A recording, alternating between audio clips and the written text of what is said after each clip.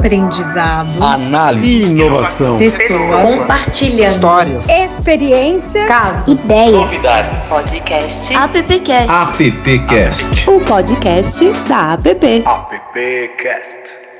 Olá, bom ter você por aqui de novo com a gente no AppCast. Se tá chegando agora, bem-vindo, bem-vinda, bem-vinde. Aproveita também para maratonar as nossas outras cento e tantas edições desse podcast que começou na pandemia e de lá para cá só vem juntando gente bacana que contribui com a gente aqui, compartilhando suas histórias, experiências e tudo mais. Hoje eu tô aqui dentro do estúdio da Compasso. Eles foram bonzinhos comigo e me deixaram usar o estúdio deles aqui hoje. Lá na técnica tá a Aline e também tá o Vitor, a Aline Nascimento e o Vitor Presoto. E comigo aqui no vídeo tá a Carol Zaini. Oi, Carolzinha. Bom dia, olá. Bom dia, boa tarde, boa noite. Ó, você não quer apresentar? Então, você tá na sua casa. Hoje a Compasso me deixou usar o estúdio. Não, queria estar no estúdio bonito, assim. Mas tem que pedir, viu? Você tem que ficar pedindo pra eles. Deixa usar. Mas tudo bem, pelo menos estou aqui com vocês de novo. Ótimo, maravilhoso, maravilhoso. Bom ter de você de novo aqui. O assunto hoje é bacana. Você gosta de esporte, Carol? Eu adoro. Eu gosto muito de futebol, mas assim, esportes no geral. Qual que é o que você mais pira, assim, quando você fala, não, esse eu vou parar pra ver? Futebol. Com certeza. Pode perguntar que time você torce? Eu sou palmeirense. Então, Palmeirense. Tô numa fase boa já faz um tempo, assim. Você tá mal acostumado. Fala palmeirense assim, sai, né? Escapa. Mas já sofremos muito, né? Já. Bastante. O meu time continua sofrendo muito também, viu? São Paulo. Não, é Corinthians mesmo. Corinthians não tá numa fase. Não. Laurinha, vem cá, Laurinha. A Laurinha hoje não tá bem, por isso que ela não vai aparecer aí pra gente hoje, mas ela tá aqui firme e forte pra conversar sobre esporte também, né, Laurinha? Tudo bem? Oi, tudo bem? Bom dia, sim, tô aqui sim. Eu sempre fico feliz de participar, então não podia de perder, né? Laurinha, Laura Mello é nossa embaixadora aqui na App Brasil e tá participando com a gente aqui mais uma vez. É sempre bom ter vocês por aqui, viu, Laura? O programa fica bem legal. Afinal de contas, a gente vai falar hoje, como eu já falei no começo, sobre esportes. E na era das redes sociais e múltiplas telas, o consumo das atrações esportivas passa por expressiva transformação. A experiência de acompanhar as competições é extrapolada para outros ambientes e comunidades no ambiente digital. Nesse contexto, os creators ganham dimensão protagonista e transformam o factual da cobertura convencional em novas conversas, abrindo oportunidades para a participação das marcas em contexto de interações autênticas, alto engajamento, criatividade e inovação. A gente tem duas feras aqui para falar com a gente. Um deles é jornalista, cobriu os maiores torneios esportivos do mundo e foi apresentador do Globo Esporte São Paulo, do Esporte Espetacular, é sócio do Resenha Digital Clube e tem como meta ajudar no desenvolvimento dos perfis com mentorias e participações em projetos especiais. O nome dele é Ivan Moré, ele aparece na tela e no microfone. E aí, Ivan? Beleza? Fala, Lê, tudo bem? Que prazer Bem-vindo. participar. Bom dia, Bem-vindo, Carol. Ivan. Bom dia, Laura. Que Bom legal. dia. Vamos Legal. propor um debate interessante aí, gerar umas provocações nesse mercado. Bora. Informação. Bora. Ivan, você não tá só, junto com você tá o Leandro Gléria, que é Relações Públicas, construiu sua carreira na indústria cervejeira, trabalhando como RP de 3 das maiores empresas do Brasil, a Ambev, a Brasil Kirin e a Heineken Brasil. Atuou nos patrocínios dessas empresas para Fórmula 1, Libertadores da América, Copa do Mundo, Champions League, Stock Car, Indy Racing, entre outros. O Leandro criou a Elo 360, a agência de conteúdo fundada em 2018, e hoje ele também atua como sócio e head de operação no Resenha Digital Clube. Bem-vindo, Lê! Nosso querido Leandro Gléria. Cadê? Fala, Lê, o microfone na tela. Tudo bem? Bom dia, cara. Bom dia, Laura. Bom dia, Carol. Bom dia, Ivan. Bom dia, quem tá. Bom dia, boa tarde, boa noite, né? Para quem tá aí acompanhando a gente. Sem dúvida, esporte é um tema que tem muito que ser falado, muito que ser debatido. Acho que tá no dia a dia de todo mundo, né? Mesmo quem não gosta de esporte, consome conteúdo de esporte. Com certeza. Durante o dia você é impactado. Então, acho que tem bastante coisa para a gente falar aí sobre esse mercado. É isso aí, bacana ter vocês dois por aqui. Carol, vem pra cá e faça a sua primeira pergunta, por favor. Claro, vamos lá, vamos começar. Eu tenho aqui algumas perguntas, mas pode ser que aí ao longo da nossa conversa elas mudem um pouco. vamos sentindo como é que vai ser. Mas a princípio eu queria entender, perguntar para vocês assim, eu acho, né, acho que o esporte ele manifesta uma coisa que é muito bonita, né? Acho que uma paixão, um amor, né? Eu acho que é uma coisa que transcende, assim, né? A gente vê o futebol, não só o futebol, né? Mas acho que o futebol é mais fácil de falar e da gente ver isso, né? E aí eu queria entender como é que, assim, para as marcas, né, se aproximarem de um mercado que envolve tanta paixão, né? Porque, às vezes, as pessoas, elas podem acabar, né, ali se envolvendo num nível, então, se tem alguma treta, algum problema, como é que é isso, né? Porque a gente está falando de um mercado que é movido a paixão. Como é que é para uma marca se aproximar disso? Quer começar, né? Pode ser. Bom, Carol, foi até uma preocupação quando a gente criou o Resenha Digital. Foi um dos pilares que a gente teve preocupação, justamente essa paixão pelo esporte. Ela é muito positiva, porque, de fato, ela gera engajamento, ela gera um alcance incrível, qualquer tema relacionado a esporte. Principalmente no digital, né, que você tem essa troca entre a audiência e quem emite essa mensagem. Mas, de fato, a gente tinha uma grande preocupação por envolver paixão. Então, opiniões fortes, influenciadores muitas vezes que se envolvem na parte política de algum determinado clube, ou fazem uma crítica a determinado jogador.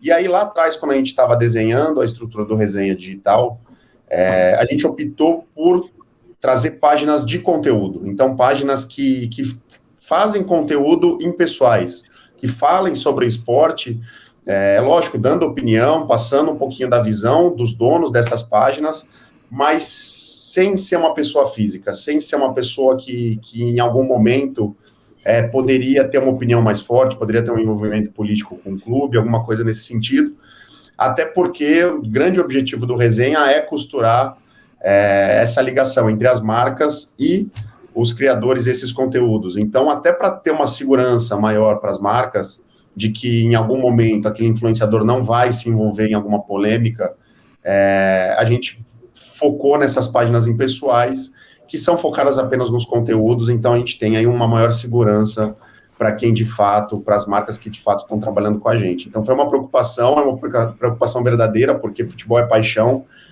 Eu sou palmeirense como você,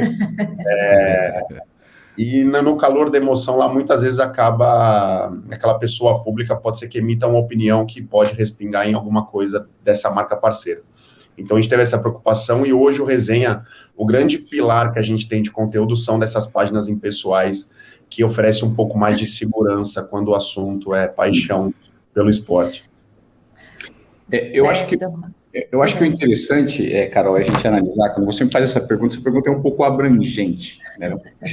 Acaba sendo, de certa forma, genérica, mas, ao mesmo tempo, a gente pode tentar dividir alguns temas para trabalhar, passando muito pelo momento de transformação de padrão de consumo, que eu acho que é muito do que você atua na sua agência. Você estava explicando um pouquinho dos bastidores para a gente. Historicamente, o Brasil é conhecido por ser o país do futebol. E ainda hoje, num formato tradicional, o futebol é a locomotiva financeira de um segmento e os clubes ainda recebem uma fatia muito grande do mercado num formato tradicional, vendendo pedaços de camisa, vendendo direitos de imagem que são negociados com marcas, anúncios tradicionais. Eu acho que aqui a gente tinha que se atentar justamente a essa transformação no padrão de consumo, justamente pelo que o Resenha propõe. Então, tradicionalmente, os clubes são religião no Brasil, né? Quando você pensa em Corinthians, São Paulo, Flamengo, Palmeiras, são clubes que têm uma audiência muito fiel e que necessariamente isso serve de uma plataforma de veiculação de marcas para geração de valor. Eu acho que o grande ponto está justamente na transformação nesse padrão do consumo. Como hoje as marcas vão tentar fugir no meio tradicional para veicular o seu nome associado a um clube de futebol, por exemplo. Será que é o formato tradicional da camisa? Será que é aquela placa, aquele banner no estádio? Será que é a propaganda só na TV, no impresso? Não mais. Então, o Resenha surge justamente como uma possibilidade de exploração muito mais orgânica da indústria da atenção. O que que seria a indústria da atenção? A partir do momento que a informação passou a ser descentralizada, antigamente a gente tinha, e o futebol tradicionalmente sempre foi muito forte do ponto de vista financeiro ao se associar a marcas, por mover quarteirões, né? Um time, ele movimenta multidões. Então, existe o interesse natural de uma marca de estar associada a um time. Mas agora, com a atenção sendo descentralizada, os meios tradicionais de comunicação deixaram de existir. Certo? Quer dizer, eles não deixaram de existir, eles deixaram de ter a força que tinham. A força que eles tinham deixou de existir. Né? Então, assim, a TV Globo, por exemplo, vou usar um exemplo da Globo.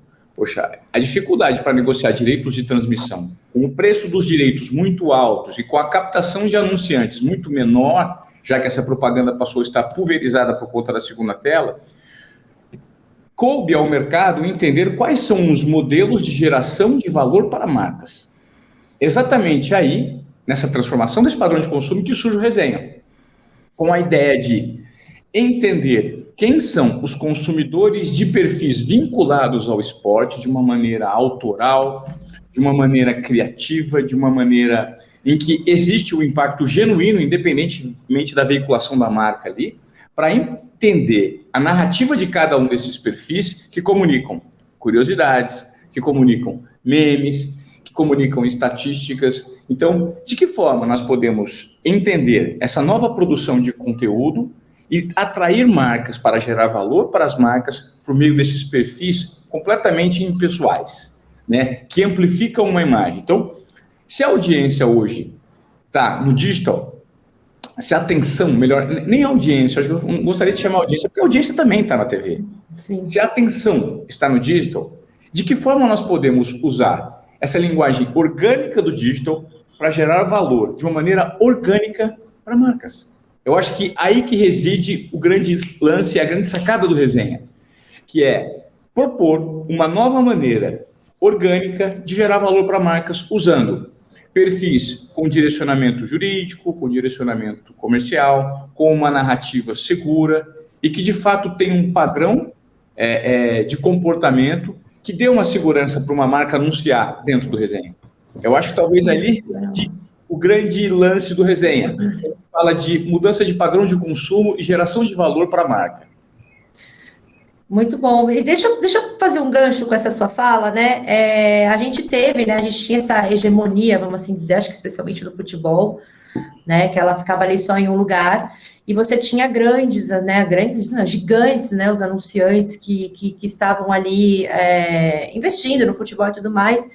Você acha que com essa descentralização, né, isso que você falou, né, de você ter outras plataformas transmitindo esportes e tudo mais, e até acho que o formato que o Resenha tem hoje, abriu também, vamos dizer assim, deu uma democratizada em quem pode hoje patrocinar, colocar uma verba em esportes? Como é que vocês enxergam isso? Eu acho que não só democratizou, como pulverizou. Eu acho que o poder das métricas hoje e do digital, porque a gente tem que pensar o seguinte, eu trabalhei em TV, por muito tempo, por pelo menos 20 anos. E no período que eu trabalhei em TV, nós tínhamos uma métrica no mercado, que era a audiência medida pelo Ibope. E a gente sofria muito para destrinchar, principalmente em momentos de crise, que a audiência caía. Por exemplo, teve uma época que o Globo Esporte perdia para o Chaves, vocês lembram do Chaves? Uma época que o Chaves, não teve uma época, durante um período recorrente, idas e voltas, o Globo Esporte sempre sofria com o Chaves, antes de 2010. Então, o grande desafio da equipe era mapear partes da audiência para tentar destrinchar, sem ter métricas suficientes, de que maneira a gente poderia entender que modificações nós poderíamos gerar internamente para atrair mais audiência. Então, de repente, a partir de 12:30, mais crianças entravam. A gente não tinha esse número assertivo. Por que eu estou fazendo essa comparação? Porque eu acredito que hoje nós não vivemos mais numa sociedade digital, nós vivemos numa sociedade analítica, e talvez a maior prova disso seja a sua empresa. Você estava explicando para a gente previamente, antes da gente começar a gravação, que o mais importante hoje não é você ter dados, mas você saber o que fazer com esses dados, para você ser uma empresa data-driven, né? Uma empresa direcionada tirar os resultados provenientes desses números que você tem em mãos. Não adianta coletar dados, né? Então, as métricas hoje, proporcionadas pelas ferramentas digitais, sejam elas Twitter, Instagram, TikTok, LinkedIn, o YouTube, elas proporcionam uma assertividade maior para as marcas. Então, por que você vai investir eventualmente R$1 milhão por 3 meses num break do Globo Esporte, sendo que você pode colocar R$200 mil em 10 influenciadores que atingem nichos específicos, com números específicos, para uma campanha específica, com um nível de conversão que pode ser metrificado. Então, o digital proporcionou isso. E exatamente a riqueza do Resenha existir é essa rede de apoio, essa conexão entre muitos perfis, com esse direcionamento de uma certa forma centralizado. A partir do momento que a gente tem o poder de distribuir narrativas para marcas por meio de perfis, respeitando as características de todos os perfis. A gente tem perfil de estatística, a gente tem perfil de curiosidade, a gente tem perfil de meme. Só que dá para criar uma campanha e debater essa campanha para ser entregue de acordo com o perfil de cada influenciador que nós temos na nossa base.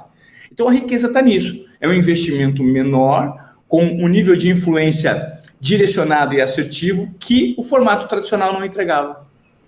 Então hoje, assim, uma empresa... Desculpa, acho que o Leandro ia falar, perdão. É só complementar, Carol, claro. Um pouco, ele falou, né, do investimento. Eu acho que você falou de democratização, tanto do consumo, né, então hoje o mobile ele deixa de ser a segunda tela, para muitas vezes ser a primeira. Então antigamente você assistia o jogo de futebol ali, você tinha que esperar o Globo Esporte do dia seguinte para ver os melhores momentos, para ver o que aconteceu. Hoje não, hoje está acontecendo o jogo, você já está no celular vendo tudo que está sendo falado, tudo que está sendo discutido sobre aquele lance. Então, é democratização do ponto de vista do consumo e também uma democratização do ponto de vista para os patrocinadores, né, para as marcas que querem se conectar. Então, antigamente, você tinha que ter um investimento muito grande para você estar ali na transmissão da Globo, na transmissão daquela competição.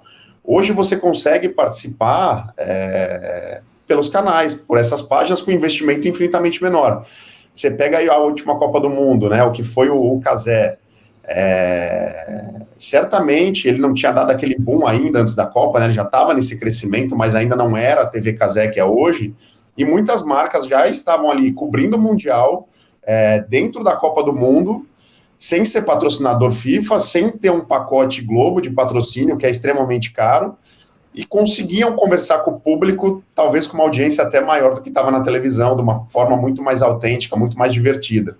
Então, acho que isso mostra o quanto está democrático hoje. Então, o Resenha também vem com uma plataforma democrática para as marcas, porque hoje, de fato, pequenas empresas com negócios menores ou que não tenham tanto poder de marketing conseguem construir uma campanha super efetiva com o público que consome esporte. Então, acho que essa democratização está passando por esse movimento aí de mudança de consumo. Não, e que é incrível, né? Porque, de novo, né? Antes a gente só... sempre assim, as mesmas coisas, né? Os mesmos patrocinadores no mesmo canal de TV, né? Então, assim, era uma coisa, parecia assim, impossível de se quebrar, né? O rádio quebrava um pouco. Né? O rádio quebrava um pouco. Um pouco mais econômica para as marcas. Mas mesmo assim não é barato. Então, hoje o digital se coloca aí como uma opção até um pouco mais em conta para quem quer investir no esporte. E aí, ainda falando assim sobre, né, o esporte, a gente acaba, né, por também estar no Brasil, a gente fala muito do futebol, né, mas vocês também atuam com outros esportes, né, e como é que é essa demanda dentro desses outros esportes? Como é que funciona? Tá. Hoje a gente tem um esforço muito grande, né, para ter também páginas e perfis e influenciadores que conversam com outros esportes. A gente vê momentos de consumo. O futebol, a gente vê que ele é o ano inteiro, ele não para. Mesmo quando não está tendo rodada do futebol, alguma coisa está acontecendo. Seja a vida social do atleta, seja um meme novo que surgiu. Quem não viu o Bora Bill, quem não viu o caso do Neymar agora da traição lá. Então, mesmo quando o assunto foge das 4 linhas, o futebol ainda pauta, né, as notícias. Então, o futebol o tempo todo, ele é perene, o ano inteiro, não tem pausa. Agora, os outros esportes hoje, o que a gente nota? Que tem momentos. Então, vou dar exemplos aqui. A gente está chegando num momento de pré-Olimpíada. A gente está no momento de pré-Pan-Americano. Isso vai ser um crescente muito grande. A gente nota também que quando tem um brasileiro performando bem, o interesse aumenta muito, né? O futebol é o tempo todo, mas quando você pega, por exemplo, a Bia Haddad agora com o tênis, a gente teve um momento muito grande de interesse das marcas em falarem sobre aquilo. A gente teve o boom do Gabriel Medina e dos outros surfistas, então o surf tá também numa onda muito grande de comunicação, o próprio skate com a Raíssa. Então a gente tem momentos de esportes que dão esse boom, Super Bowl, a NBA com o basquete, chamam muita atenção das marcas. Então a gente tem, de fato, outros esportes se destacando. Mas o que eu sinto é que tem momentos de ápice, né? Então, vou dar exemplo aqui, a NBA, quando tá no playoff ali, que tem NBA House, tem outras coisas, a gente tem um boom muito grande, muitas marcas querendo falar sobre isso. Como eu comentei, a Raíssa foi lá, foi medalhista, então muitas marcas aproveitaram aquele momento para falar sobre skate e comunicar com esse público. Agora o futebol é o tempo todo, né? Então o desafio que a gente tem até como empresa é como gerar essas conversas para outros esportes sem depender tanto daqueles momentos. Então, acho que... Eu ia já... Desculpa te cortar, mas é que eu já ia tentar mandar uma pergunta nessa... Não esquece da Laurinha, que a Laurinha tá com a gente aqui, Carol. Mas ela conseguiu entrar? Acho que ela já voltou. Posso só pegar esse gancho? Claro, manda ver. Pra Laura. Não, eu ia falar justamente isso, é que assim, eu percebo que tem essas ondas, né? Por exemplo, teve a Raíssa estourou no skate, né? E foi aquela comoção, e aí eu imagino que sim, as marcas, né, elas querem procurar estar perto do que está ali, né, do que está no buzz, do que as pessoas estão falando, né, mas então, teria uma maneira de trazer as marcas para justamente ajudar, talvez, esse atleta depois continuar, sabe, no auge, é responsabilidade da marca também isso? Como que vocês enxergam? Do meu ponto de vista aqui, Carol, eu acho que quando a gente fala de comunidade, todo esporte tem a sua comunidade que é extremamente fiel. E, de novo, sim, o esporte mexe com paixão, com emoção. Então, mesmo os esportes que não dão aquele tiro de canhão, como é o futebol, existe um público muito fiel que acompanha. Então, assim, para a marca, independente do momento, dessas ondas que a gente comentou, para se conectar a essa comunidade, uma forma inteligente é o marketing de influência, porque a galera que acompanha, vou dar um exemplo aqui do automobilismo. Quem é fã de automobilismo, de Fórmula 1, de Stock Car, aquela pessoa ela consome aquilo o tempo todo também. E essas páginas de conteúdo estão ali o tempo todo dia fazendo conteúdo sobre aquilo. Então é uma forma muito eficiente de você conversar com aquela comunidade. Então acho que é uma oportunidade para as marcas, mesmo as que ainda não enxergaram essa oportunidade de negócio, de comunicação, olhar para isso, porque quando a gente fala de comunidade, você tem um engajamento extremamente alto, você tem uma conversão alta, você tem muita interação rolando nas redes, então acho que sim, é uma oportunidade mesmo fora das ondas, quando a gente fala principalmente do mobile aí, do digital, de se conectar com uma comunidade que é ávida para o consumo, né, de saber que marca que está de fato ajudando, de que marca que está passando uma verdade. A gente fala de esportes, por exemplo. As marcas que tentam se conectar só no momento de ápice, elas têm uma rejeição muito grande daquela comunidade. Então, por isso que é importante, quem quer de fato criar uma comunicação consistente, participar, você ter essa perenidade de estar sempre comunicando com essas pessoas. Nem tudo é o hype, né, Lê? Exatamente. E para tudo ter um público, né? Então, é isso que eu estou falando, é a valorização dessas comunidades. Então, quanto mais próximo você tiver, mais verdade você vai passar e mais aquele público vai valorizar a sua marca, a sua comunicação. Trabalhar... Eu acredito, complementando essa resposta do Leandro, eu acredito que ainda nós estamos muito aquém do que pode ser realizado no mercado, principalmente por conta do nível de conscientização das marcas. Existe uma oportunidade muito grande ainda da geração de uma narrativa verdadeira. Quando o Leandro cita marcas que querem se conectar em momentos pontuais específicos só no hype, na verdade, eu vou dar até o meu ponto de vista enquanto produtor de conteúdo digital hoje, né?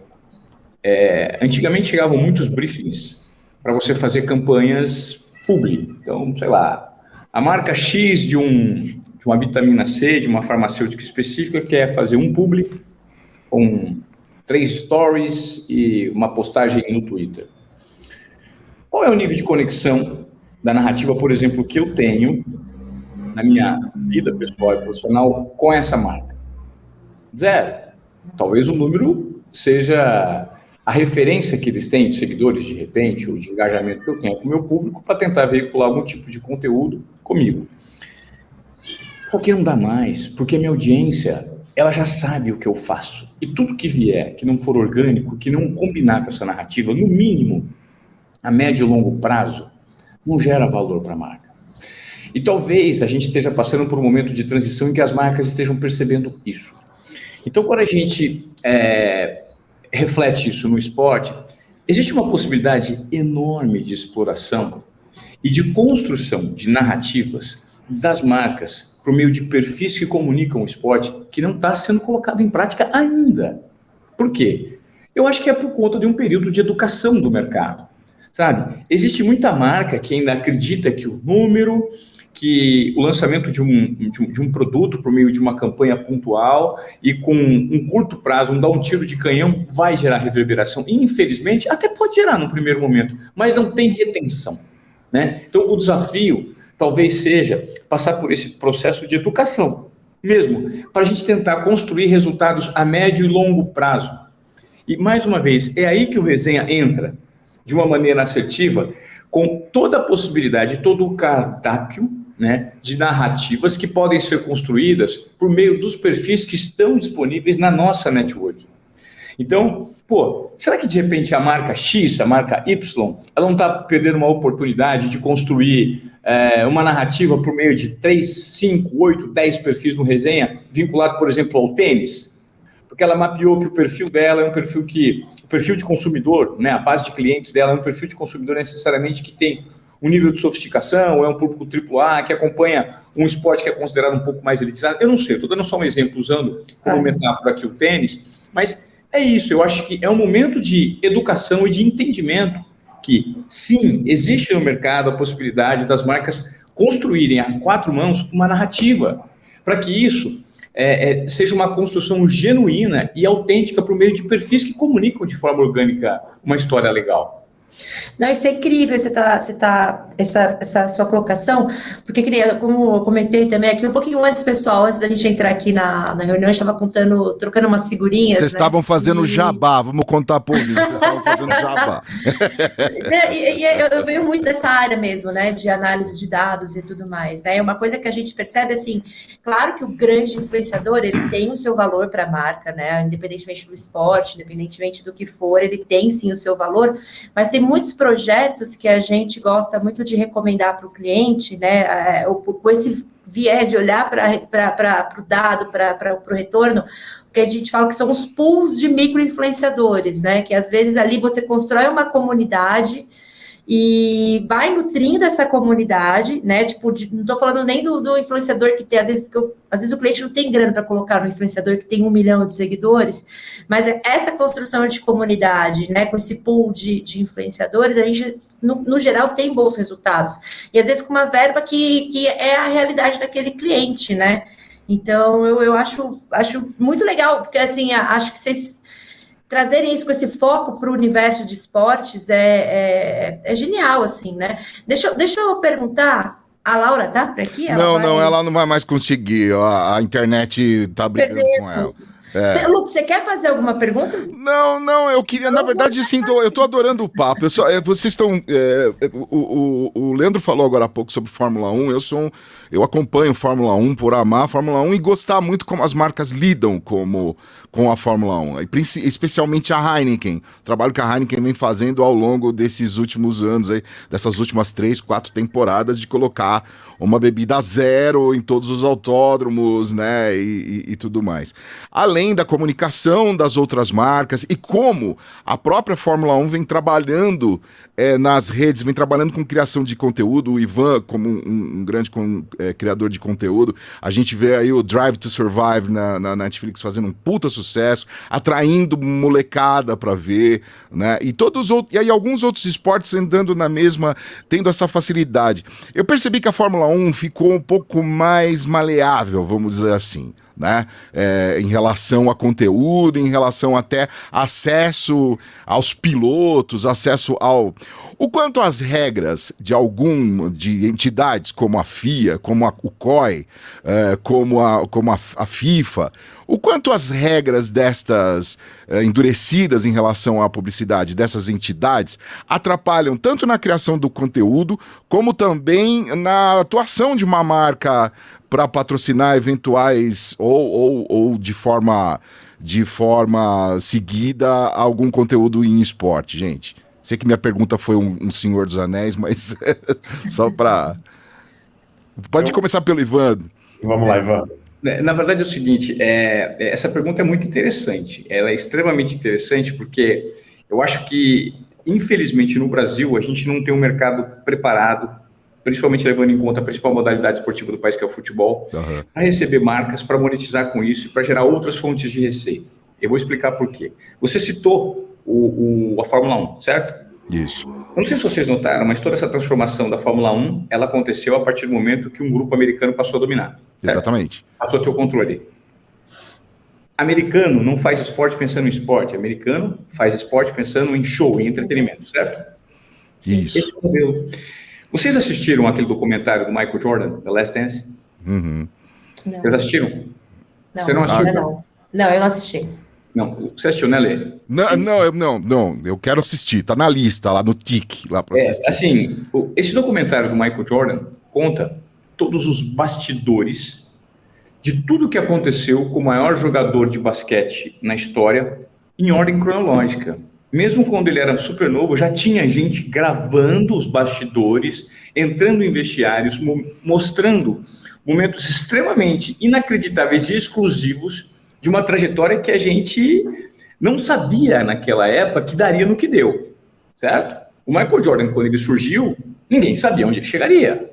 Todo mundo tinha, já tinha um faro, já tinha um cheirinho de que ele seria um grande jogador, mas, enfim. Mas tudo isso foi captado nos bastidores. E agora, anos, décadas depois, vem como documentário Arrasa Quarteirões. Por que eu estou usando o exemplo do Michael Jordan como uma adequação na maneira de produzir conteúdo e monetizar com esse conteúdo?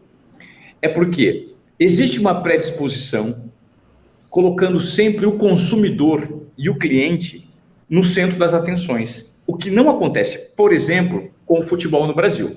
Então, eu já tive dentro de alguns clubes, eu já fui convidado recentemente, inclusive, para trabalhar ali, no núcleo duro de alguns clubes. Infelizmente, não dá. Por quê? Porque o mindset é muito ultrapassado. Eu vou dar o exemplo do futebol. O futebol, nos clubes, ele deixa muito dinheiro na mesa. Porque existe uma base absurda de consumidores sedentos por entender um pouco mais, por ter um pouquinho mais de exclusividade. E os clubes não conseguem monetizar a riqueza gerada pelos bastidores, que hoje, por conta de um mindset de gestão equivocado, focando só na performance esportiva, deixa de levar em conta tudo aquilo que geraria interesse e, eventualmente, uma receita tão grande quanto, ou até maior que o próprio futebol. Como pode, por exemplo, os clubes não terem TVs específicas para venderem conteúdo direcionado para o torcedor fanático, sabe? E ninguém pensa nisso. Por quê? Porque existe uma blindagem muito grande, e eu falo que isso é responsabilidade de um mindset, de não permitir que, por exemplo, o departamento de futebol dos clubes tenha, sim, uma interferência de conteúdo. Não, nós vamos abrir um vestiário. O vestiário do clube é aberto em todos os jogos, com transmissão ao vivo, para quem pagar o pacote do clube. Oi, Ivan, desculpa te interromper. Estão ali no vestiário. Como é, por exemplo, desculpa te interromper, que você me fez lembrar, o aplicativo da Fórmula 1, por exemplo, quando você está assistindo a Fórmula 1, você escolhe o piloto que você quer e se acompanha o rádio dele full time, sem os cortes da FIA. Desculpa, só porque você me fez lembrar disso. Exatamente isso. A NBA é uma referência em relação à transmissão. Você pode ter todos os ângulos exclusivos possíveis e imagináveis se você pagar um valor mensal.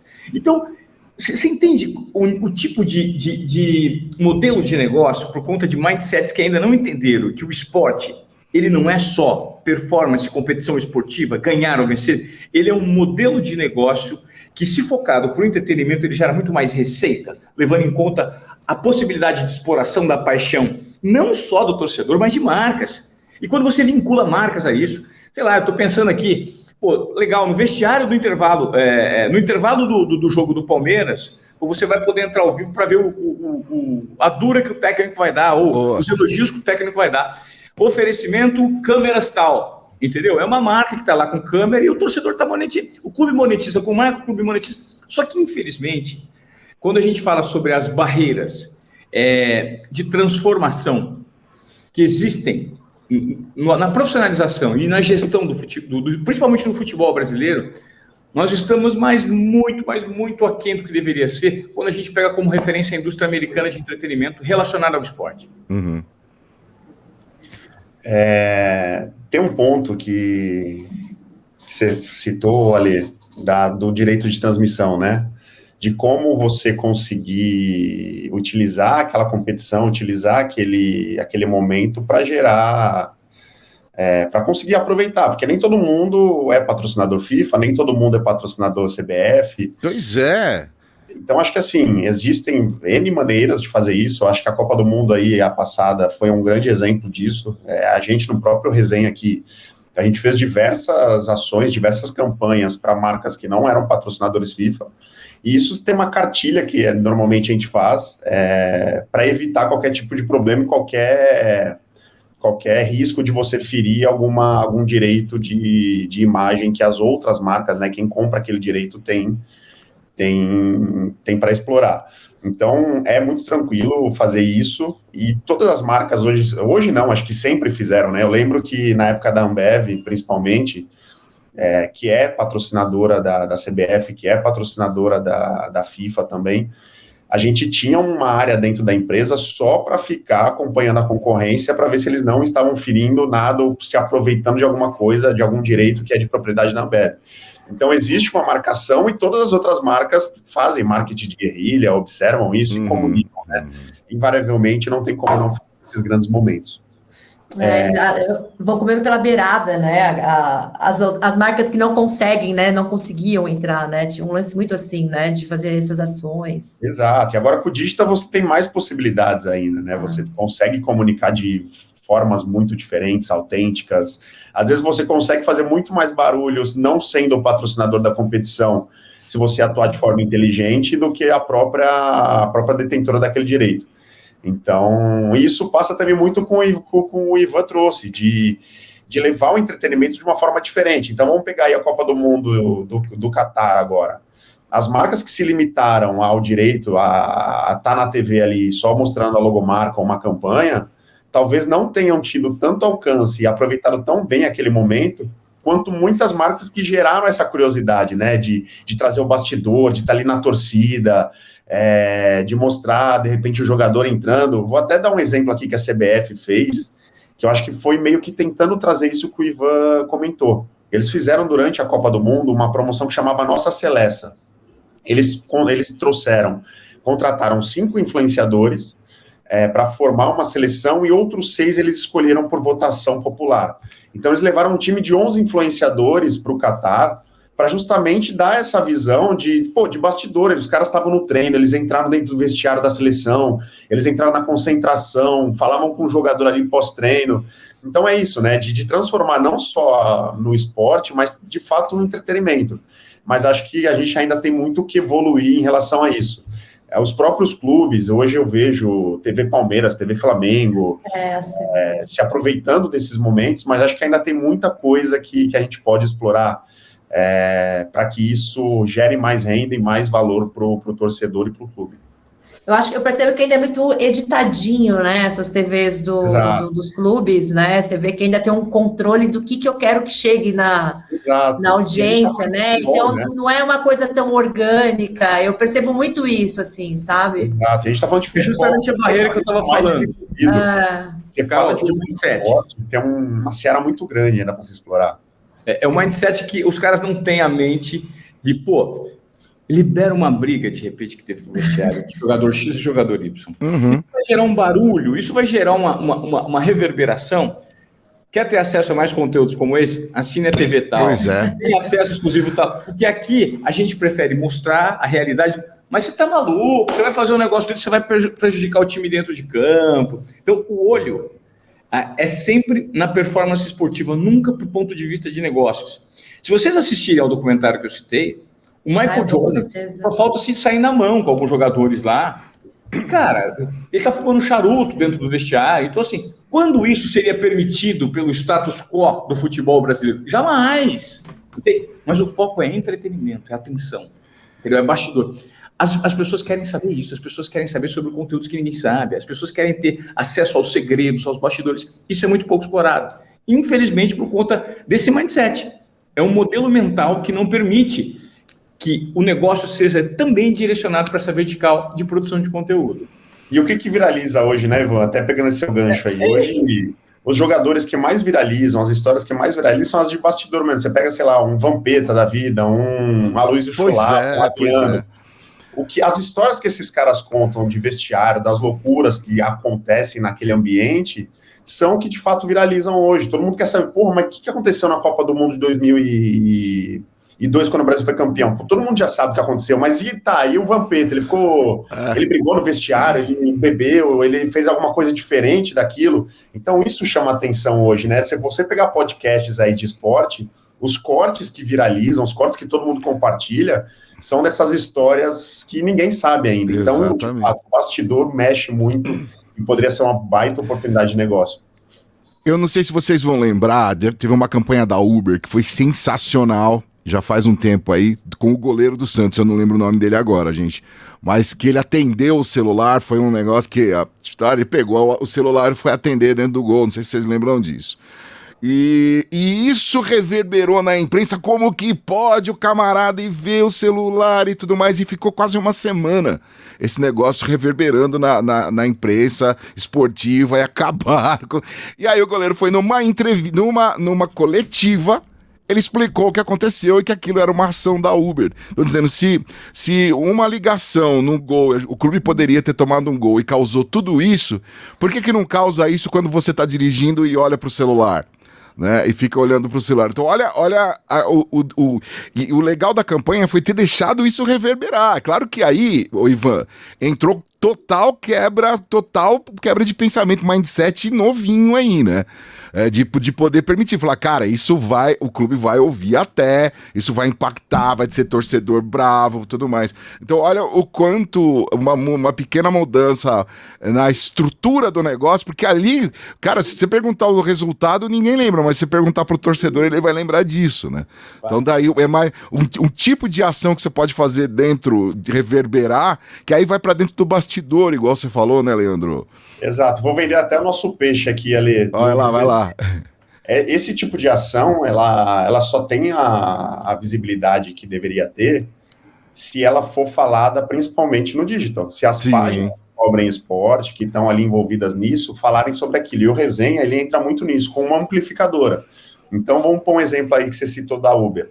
Eles fizeram essa ação, logo no momento após isso, todos os perfis, a gente hoje tem 50 perfis de páginas aí, falando sobre esporte no real time, trazendo humor, trazendo tudo que está acontecendo no esporte. Logo na sequência, todos eles falando sobre aquilo, gera aquele flash mob digital, né? Parece que está todo mundo falando sobre aquele determinado assunto. Mesmo quem não tem interesse acaba sendo impactado em algum momento. Então, acho que passa muito pelo que a gente entrega enquanto empresa, enquanto Resenha.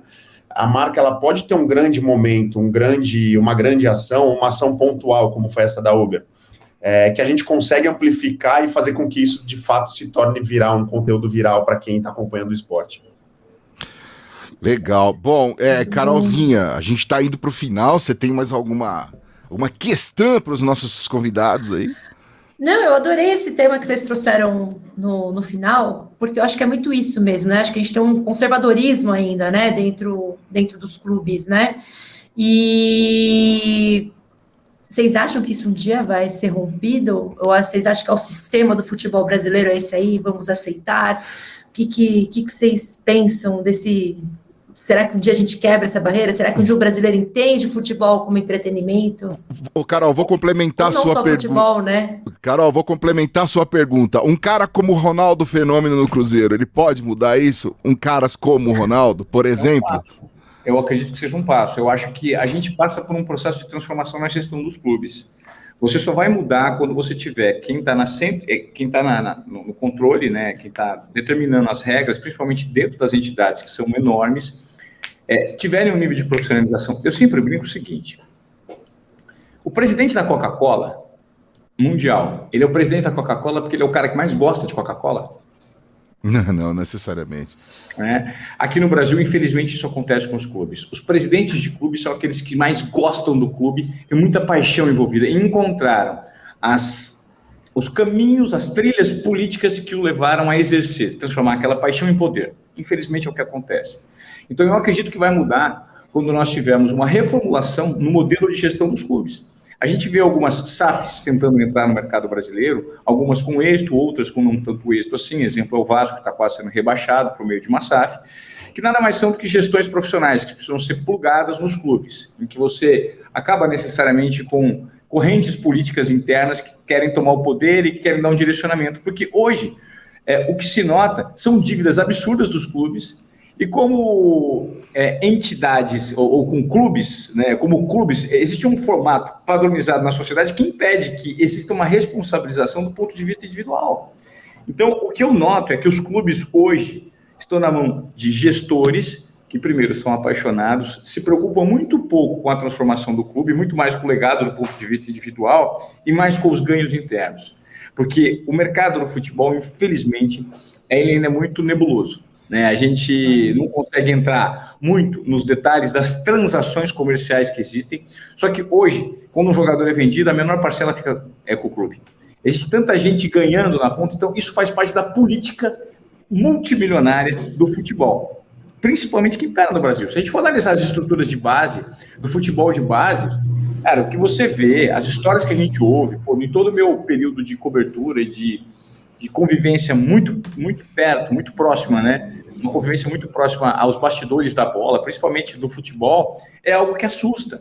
Então, vai mudar? Acredito que sim, Carol. Está próximo? Não. Porque o mecanismo ainda é muito forte de manutenção dessa conduta pré-estabelecida. Entendeu? Que o clube e o torcedor não estão como prioridade.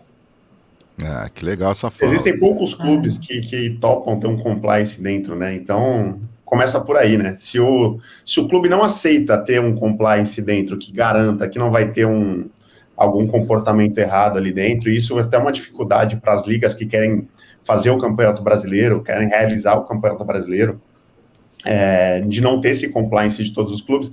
Imagina o quanto que a gente precisa evoluir ainda do ponto de vista de comunicação, né? Se como negócio, o básico, que é o compliance, já não é aceito, imagina mudar toda essa cultura dentro do futebol, né? Então, acho que é algo que está acontecendo devagar, tanto é que tem clubes hoje que estão se destacando muito pela gestão, e acho que a gestão bem feita reflete no resultado que esses clubes estão obtendo nos últimos anos, mas, de fato, ainda tem um percurso muito longo aí para a gente conseguir ter um formato 100% rentável para todos esses clubes. Bacana. Fala, Carolzinha. Não, eu ia falar que ainda está assim, né, a conta gotas, né, mas ainda bem que pelo menos já começou, né, assim, acho que eu tento sempre olhar juro que não é positividade tóxica, mas eu tento olhar... Não.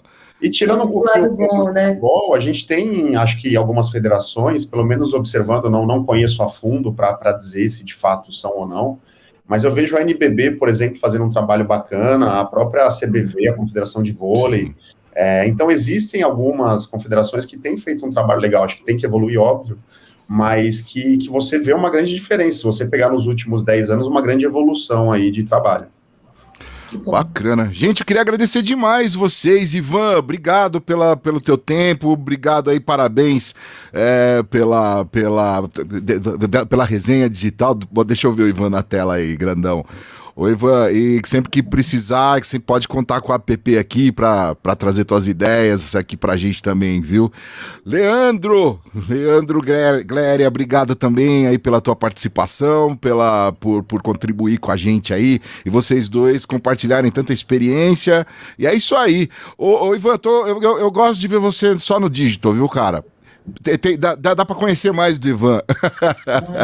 Na Globo você tinha pouco tempo, tinha que ficar mais tempo, 3 horas, mas eles não deixam. Brincadeira.